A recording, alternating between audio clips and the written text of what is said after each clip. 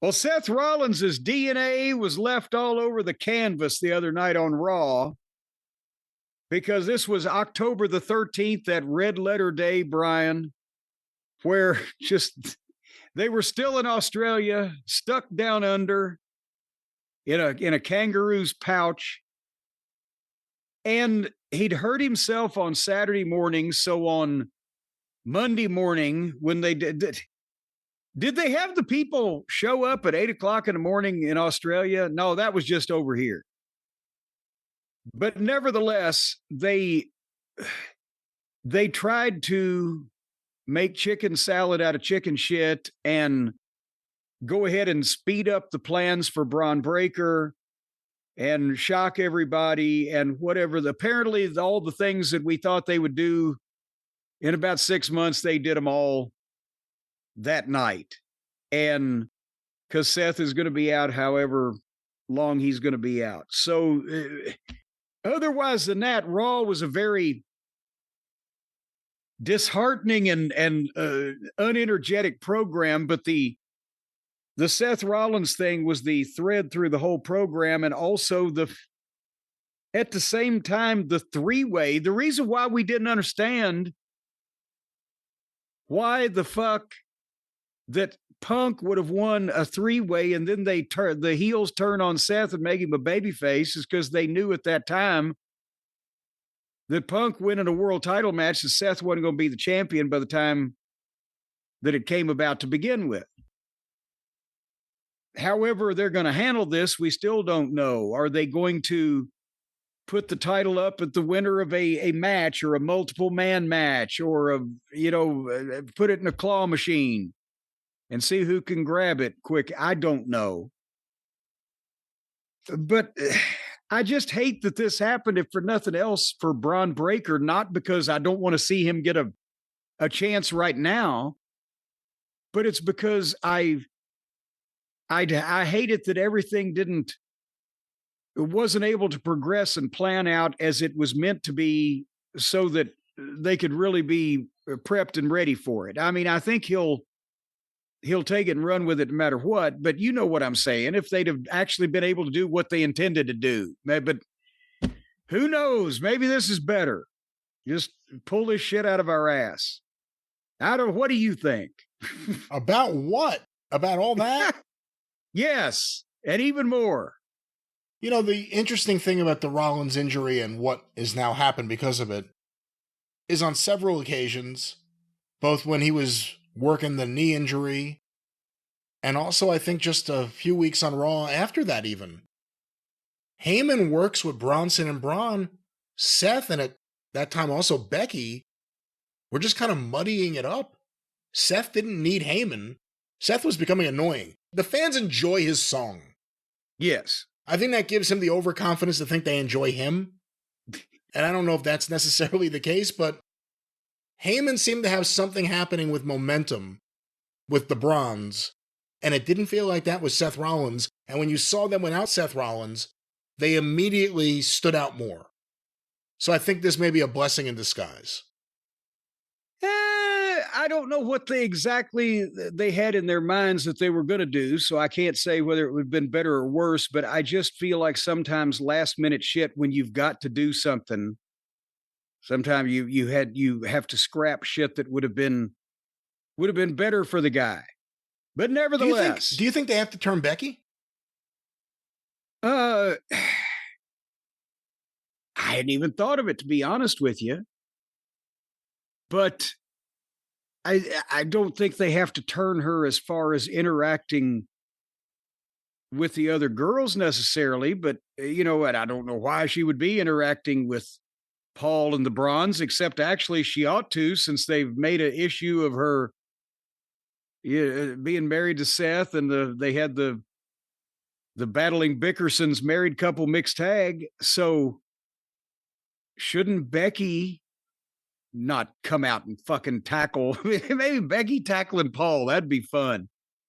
But shouldn't Becky want somebody to help her get even with the people that fucked her husband around? If they just wanted to make it make sense. But this was the thing, is you could tell from the start. And of course, I got the spoiler because when we were recording the show a couple days ago, you said in the middle of it, "Oh," because we forgot that it happened at 8 o'clock in the morning. It had already happened. Was that what I said? You said, "Oh," and I said, "How?" That's what we both said.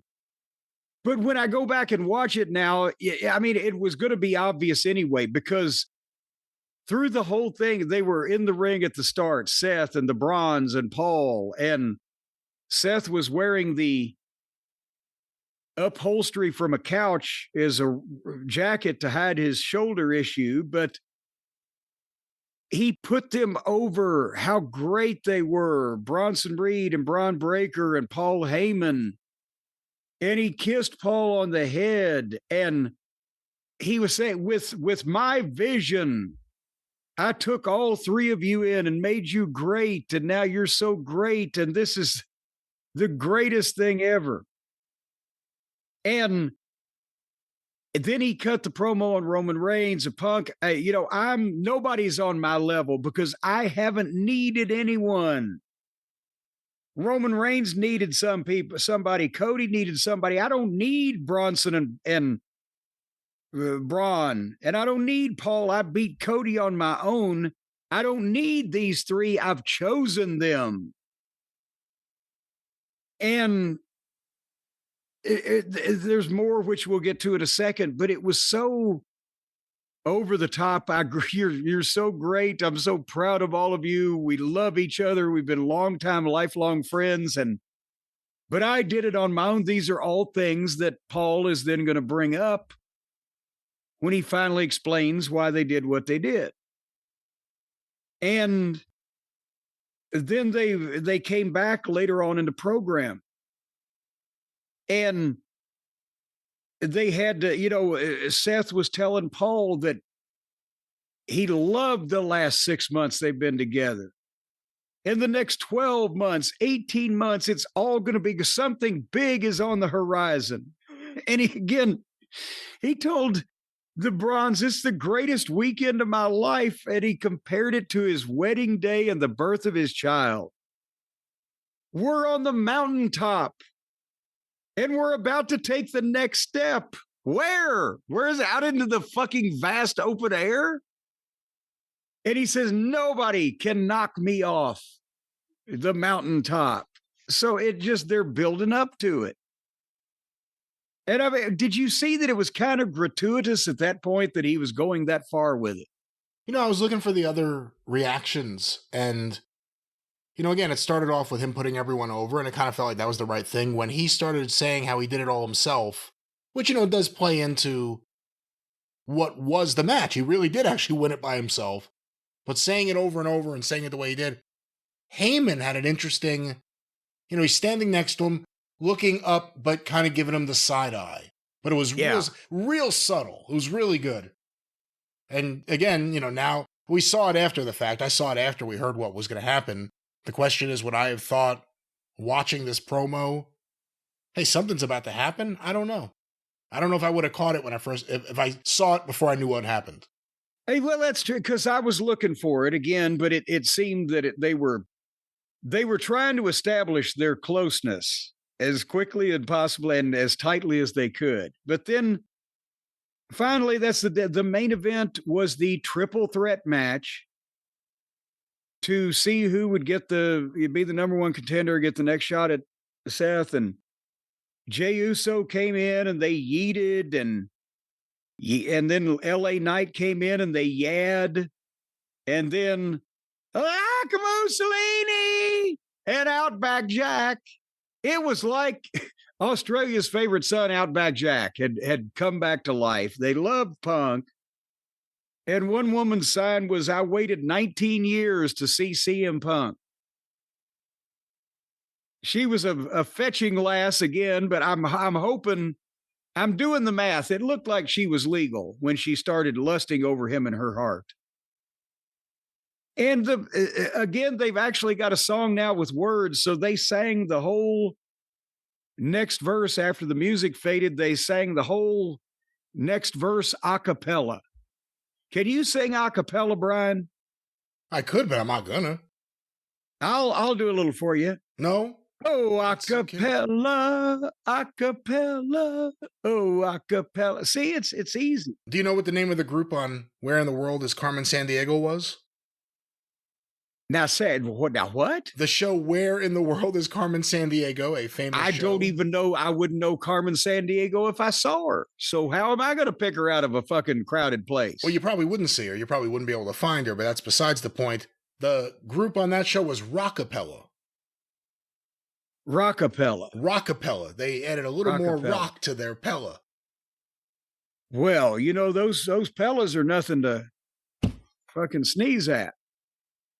Anyhow, I don't like the three top baby faces, or three of them, bitching at each other, because I know everybody knows that it's bullshit and it's fake and it's phony these days. It's all a show and they just get to sing everybody's song and yeet everybody's yeah. But it's making them, at some point, even down deep, it's making them pick their favorite babyface. And then naturally giving them somewhat of a negative thought of the other ones if their favorite babyface doesn't come out of this. But nevertheless, to be honest, besides that, normally I'm not that complimentary about Jey Uso's work, even though he's over, and I also acknowledge that. People love him. But this match was jet lagged. All three of these guys had some type of issue. And I think, is it just get us back home? We need some time home. We're all the way across the fucking world, because their brains weren't working. Did you see where Punk went to slam, or did slam, LA Knight for the elbow off the top rope, and he realized when he did it, he slammed him the wrong way. LA Knight's head was pointing the way his feet were supposed to, because when Punk slammed him, normally he would go to the turnbuckle on the right for the elbow, but Jey was selling in that corner, so he had to go to the turnbuckle to the left. So he should have slammed LA Knight so his feet were in the other direction. And as he slammed him, he looked up, and I think I actually heard, he made the motion like, but I think I actually heard, fuck it. And he went up and did it anyway. And you could kind of see LA Knight thinking, he was up there for a minute, how am I going to land? And LA Knight was thinking, how's he going to fucking land?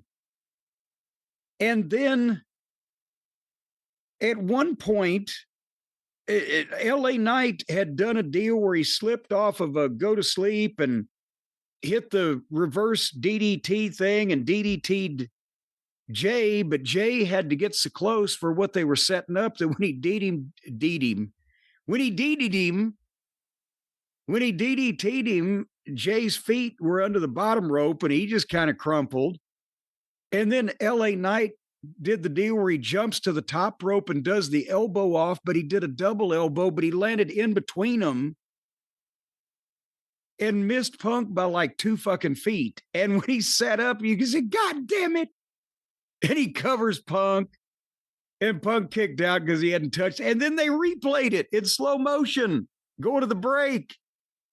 And it showed he got Jey and he was 2 feet away from Punk. And then at another point, he went to give Punk a superplex and his feet bobbled. He got Punk over, but that looked a little rough. I think they need to come home. Finally, LA Knight hit the BFT on Punk, but Uso saved it and ran LA Knight into the stairs and then tried to splash off the top on Punk. But Punk raised his knees, hit the go to sleep, covered him.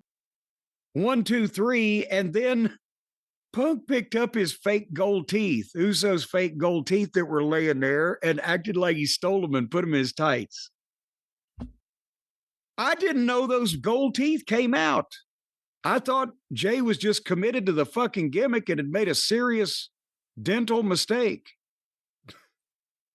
No, I'm serious. It's a replaceable dental option. I've never heard of such a thing. But anywho, before we go on for the aftermath of this whole situation, did you see a little herky jerkiness in this main event? Yeah, I did. And, we've seen a little herky jerkiness in some recent LA Knight matches. I don't know if it's him or if it's just the matches themselves, but it's a three-way match. They're in Australia. On a good day, Jey Uso's Jey Uso. Punk needs the right opponent. This wasn't the right mix for either of these guys, any of these guys. There's three of them. All three of these people.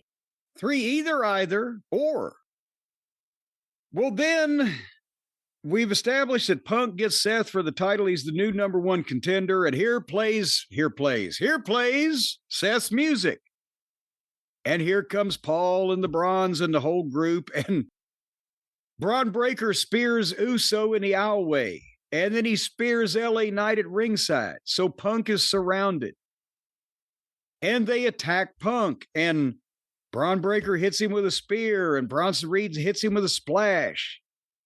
And then Seth Rollins trash talks him. And they shit can him out on the floor. And they all raise their hands. And here's the credits on screen and the copyright notice.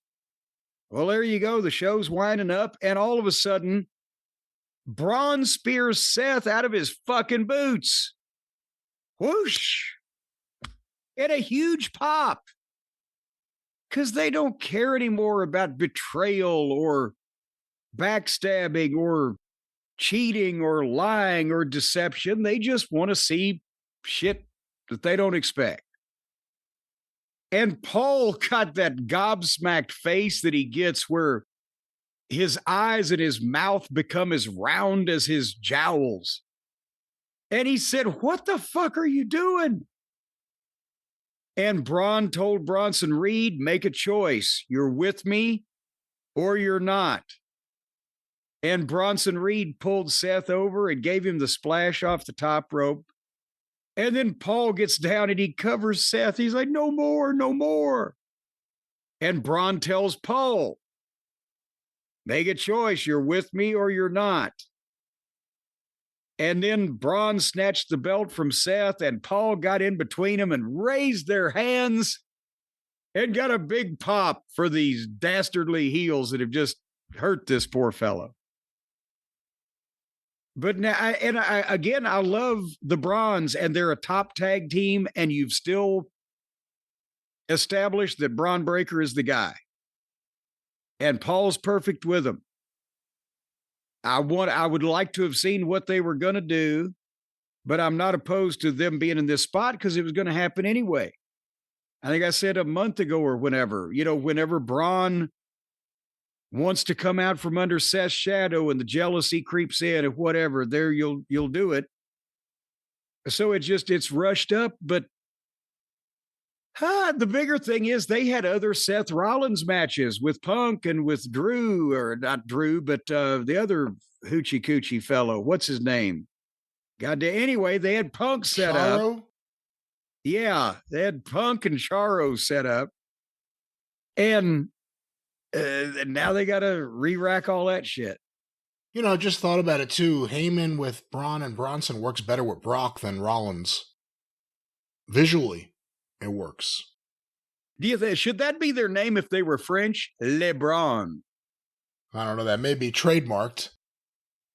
But what do you think if you knew that you had a top guy who, and now they're going to have to do something with the world title, world champion, crown jewel champion. He had the belt there. Jesus Christ. If you had that guy, top heel, has a stable and he gets hurt, is this what you would have done? I think if he got hurt, I think this is the thing to do because it needed to be Braun Breaker. And it didn't need to be like Paul orchestrated it. It needed to be that Braun said, "Now's the time and you're coming with me or I'll fuck you up too." So yes, I would have done this had I had to. Well, there it is. WWE Raw 8 a.m. edition in Perth, Australia.